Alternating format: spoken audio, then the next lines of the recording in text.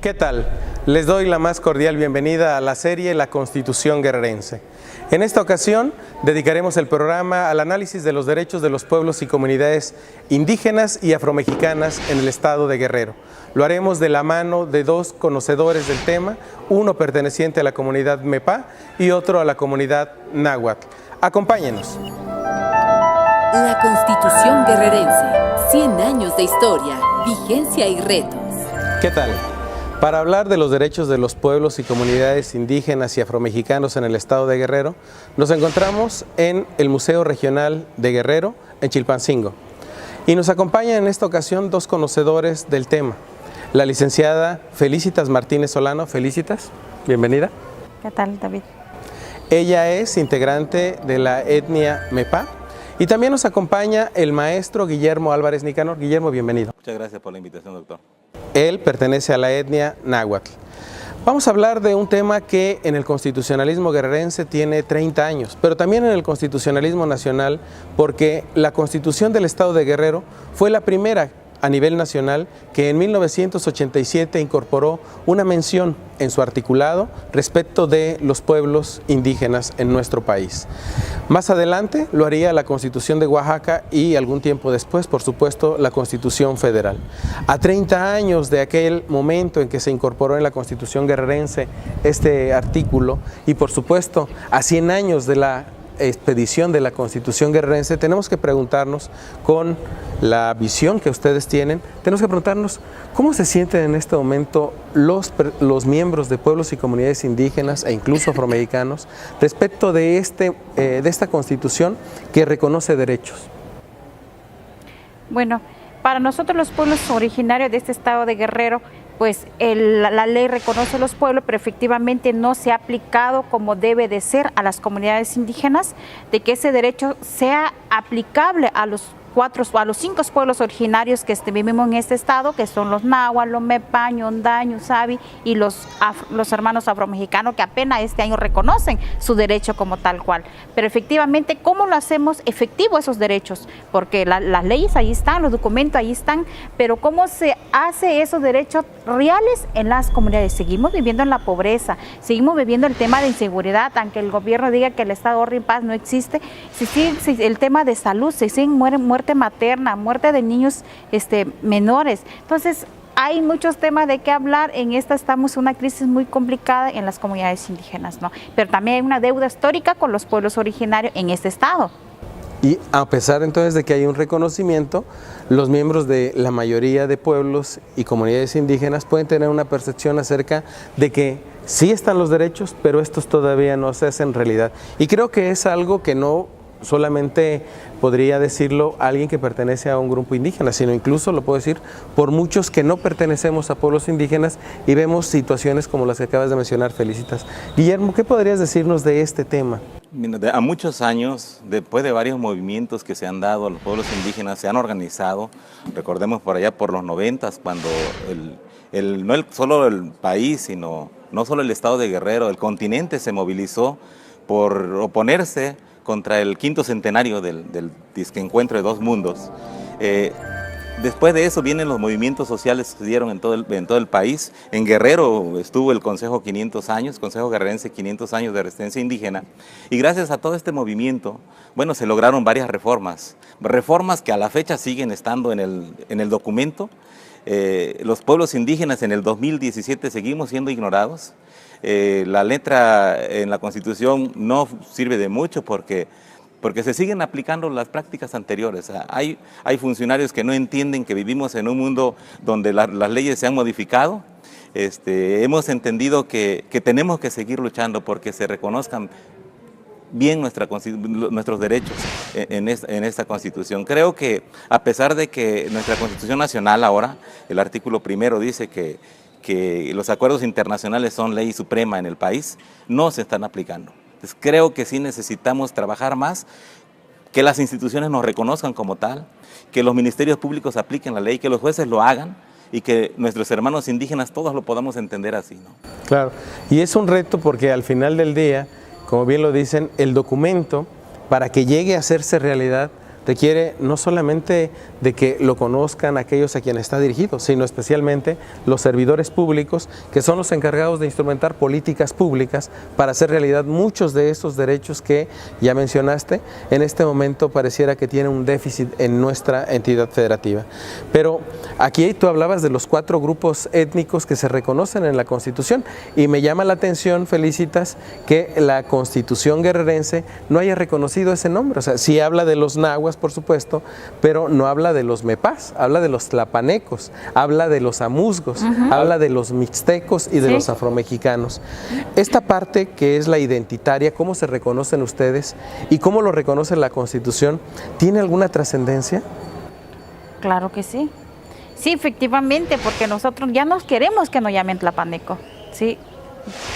Yo quiero que tú me llames por mi propio nombre, que soy mepa, porque sí, a mí sí me obligaron a hablar el español, sí, porque yo no sabía hablar el español. Yo cuando yo salí de mi pueblo tenía 10 años, emigré a estudiar a la ciudad, entonces yo no sabía, solo decía sí, no, pero yo no entendía lo que me decían.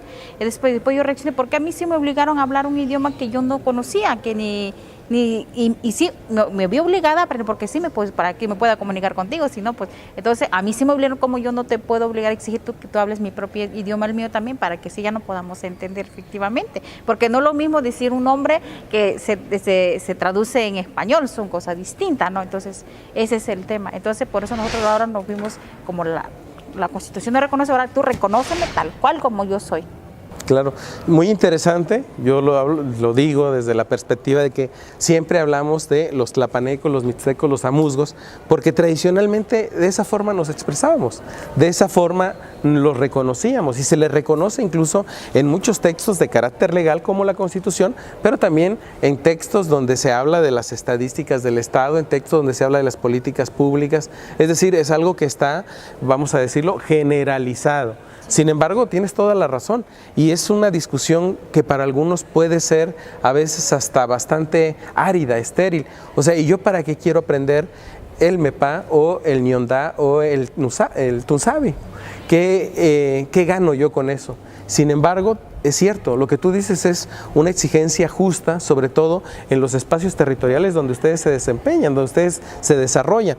Es un tema, por supuesto, que implica un cambio de mentalidad, un cambio de paradigma que difícilmente lo podemos lograr de un día para otro. Pero me parece que el conocer este tipo de exigencias, como la que tú es, bueno, a mí por qué me obligan con el español y por qué no se obligan ustedes con el mepá, es al menos una pregunta que deberíamos tener en nuestros pendientes, especialmente cuando hablamos de una cultura constitucional y la vinculamos con los pueblos y comunidades indígenas y afromexicanos en Guerrero.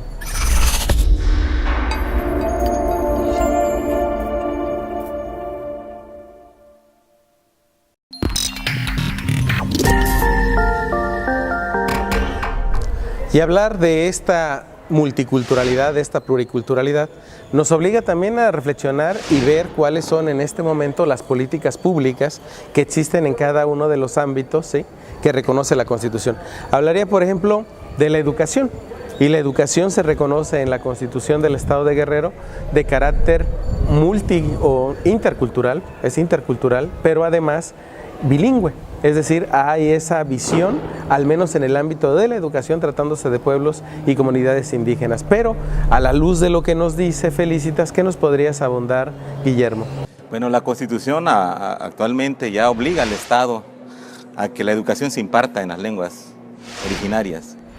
Sin embargo, todavía nuestros profesores, muchos profesores, a pesar de que seamos indígenas, todavía se dificulta o les da vergüenza impartir la clase en las lenguas. Debemos felicitar a aquellas organizaciones de profesores que sí están trabajando. Yo sé que los mepas, los nasabi, los nahuas, los amuzgos mismos, que tienen un avance muy considerable, a pesar de que son menos en el Estado, a ellos sí hay que felicitarlos porque sí están avanzando, pero la gran mayoría no lo está haciendo. El Estado no está vigilando de que realmente se aplique esta parte de la obligatoriedad del Estado de impartir la educación bilingüe. Creo que tenemos que seguir avanzando hacia allá. Debemos de crear o fortalecer las academias en el Estado de Guerrero. Nos hace falta todavía crear el Instituto de las Lenguas en Guerrero. No se ha estado trabajando en este sentido. Hace algunos años hubo un intento de hacerlo, pero ahí quedó. no vemos que este gobierno esté avanzando hacia allá. Creo que tenemos que empujar para que en el Estado se imparta la educación bilingüe realmente, que no sea folclore solamente, que no sea de unos cuantos, que sea una política pública, no solamente en el documento constitucional.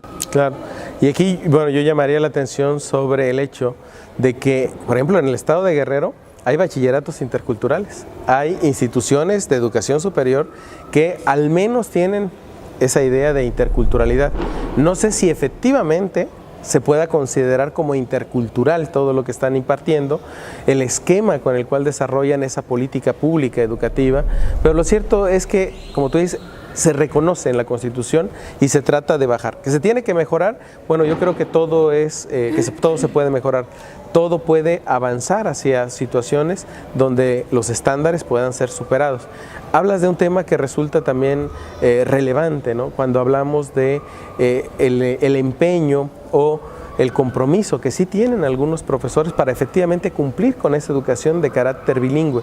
Pero también hablas del tema de las academias, un tema sumamente relevante porque hay algo que nadie puede negar, que las lenguas, esa diversidad lingüística que tienen muchos de los estados mexicanos, en realidad son parte de una riqueza que debe de valorarse, y en ese sentido yo solamente le recuerdo a mis alumnos siempre que muchos de ellos son monolingües, frente a la mayoría de miembros de pueblos y comunidades indígenas que dominan por lo menos 2 lenguas, y en ocasiones en zonas de contacto donde hay algunas comunidades que comparten territorios, como la zona de la montaña o la zona de la Costa Chica, nos encontramos incluso con miembros de esos pueblos y comunidades que son trilingües, es decir, que pueden manejar 3 lenguas. Eso habla de una riqueza que a veces no valoramos. ¿Por qué? Porque siempre pensamos en las lenguas que se utilizan mayormente en el mundo, que son el inglés o el español u otras. Entonces, me parece que es también un buen momento para valorar este trabajo que se habla o que se dice le corresponde a las academias, que no es necesariamente 100% una cuestión del gobierno, sino también algo que le corresponde a las propias comunidades para sacar adelante esa riqueza que les pertenece y que al final es característica de un estado como el de Guerrero. Pero no solo en el ámbito, por ejemplo, educativo.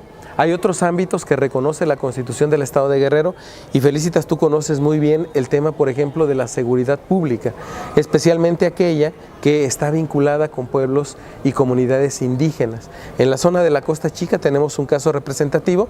Mucho se ha discutido en el Estado porque, a la par de la policía comunitaria que se le reconoce en la Constitución y que tiene por tanto un ámbito de protección constitucional, se encuentran las autodefensas u otros, vamos a llamarle, conjuntos de organizaciones, conjuntos de ciudadanos que toman esa visión de asegurar su propia seguridad y justicia por mano propia. Es un tema que resulta controversial, pero a mí me gustaría que, después de ver estos datos, que nos pudieras decir cuál es, en tu percepción, ese reconocimiento que se le da en la Constitución y cómo lo han visto ustedes en la práctica de los sistemas de justicia y seguridad por parte de pueblos indígenas.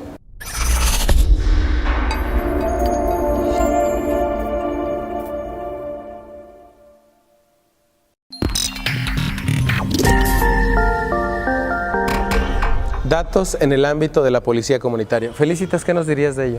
Bueno, la policía comunitaria nace un 15 de octubre de 1995 en el estado de Guerrero, ¿verdad? Entonces todos sabemos, este proyecto nace originalmente de los pueblos indígenas Mepa, Tunzavi, Nahuas y Mestizo de esa zona de la montaña y de la Costa Chica, por una necesidad.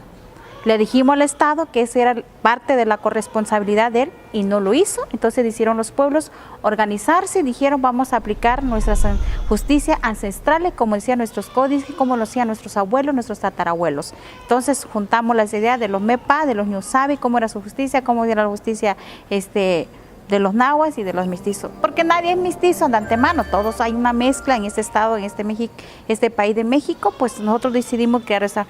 Yo creo que es la única en Guerrero, porque se dirige y se emana de la asamblea, de los comisarios municipales y constitucionales de cada pueblo, porque cada comisario hace su reunión y de ahí nos vamos hasta la asamblea, que es la máxima autoridad, que ahora es que la asamblea general ahora, porque ya estamos en 20 municipios en este estado de Guerrero.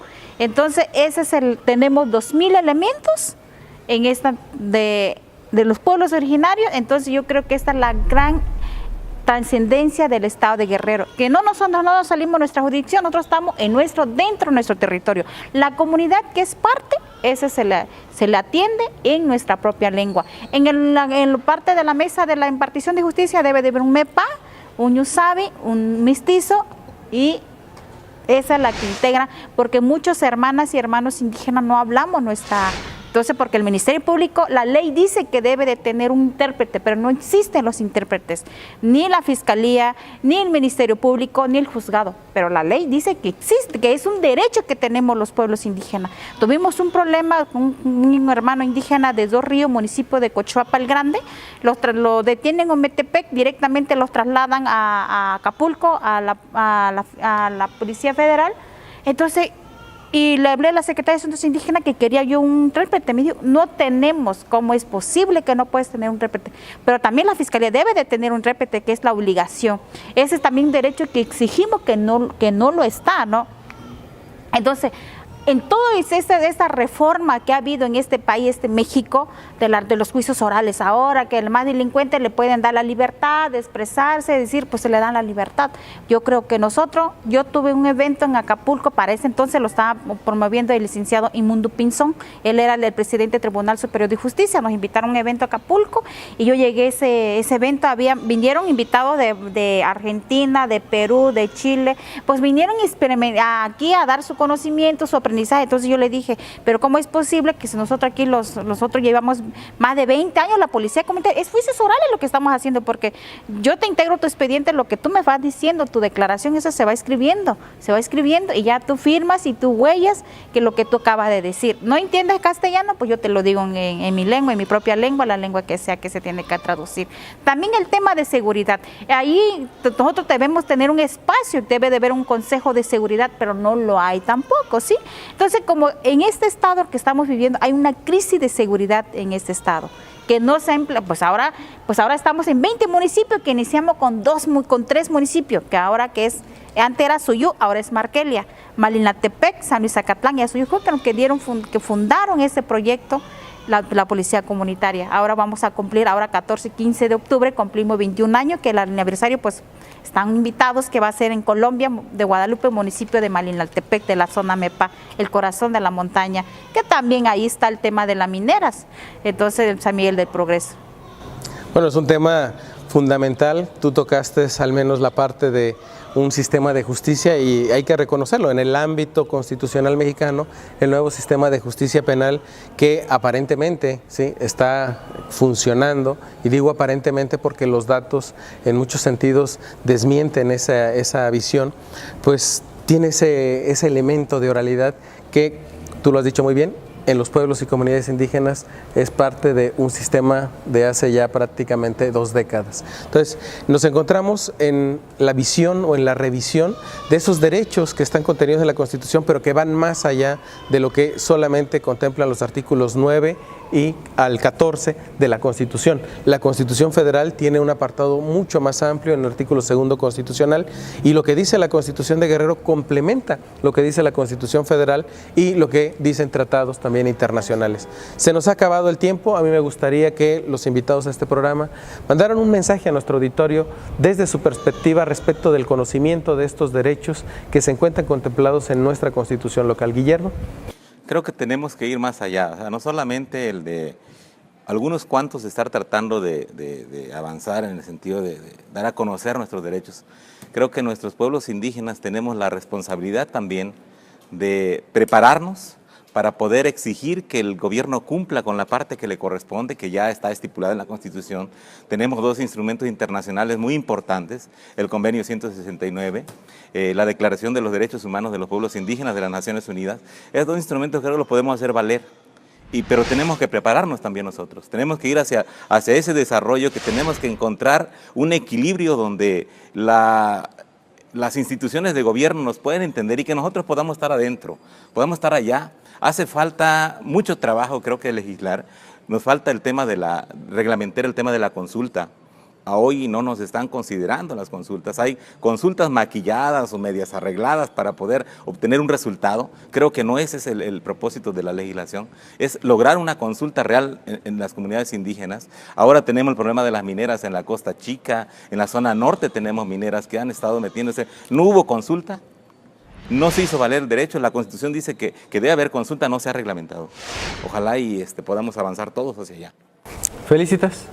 Bueno, yo más bien quiero decir que esta lucha que queremos emprender, no nada más los indígenas vivimos en la crisis, el tema de seguridad, de salud, de educación, sino que a nivel del Estado, a nivel del país.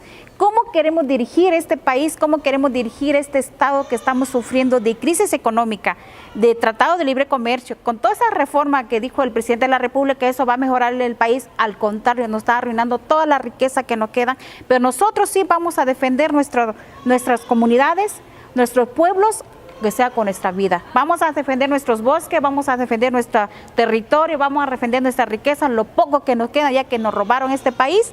Entonces desde aquí le decimos al Estado de Guerrero, el gobernador también le decimos aquí que nosotros los pueblos indígenas, que es un derecho que tenemos y lo vamos a exigir como lo contemplan las leyes, aunque las leyes están muertas, pero de todas maneras nosotros lo vamos a exigir, pero también le decimos que los pueblos deben ser consultados previo, libre, informado. Ya no vamos a permitir que nuestros derechos sean pisoteados, porque en esta crisis estamos un grave de seguridad, todos los días muertos en Chilpancingo, en Acapulco, en toda la zona. Entonces yo creo que este Estado ya merece tener un poco de tranquilidad, de paz, pero todos tenemos que luchar conjuntamente. Muchas gracias.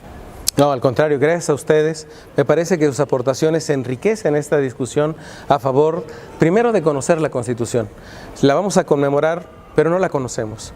La mejor manera de conmemorar una Constitución como la nuestra, como la Constitución guerrerense, me parece es conociéndola, porque conociendo los derechos que están ahí contemplados, podremos quizá avanzar a un plano como el que mencionaba Felicitas, como el que mencionaba Guillermo, que es el de defender los derechos que están ahí reconocidos, no solo para los miembros de pueblos y comunidades indígenas, sino para todos. Hasta pronto.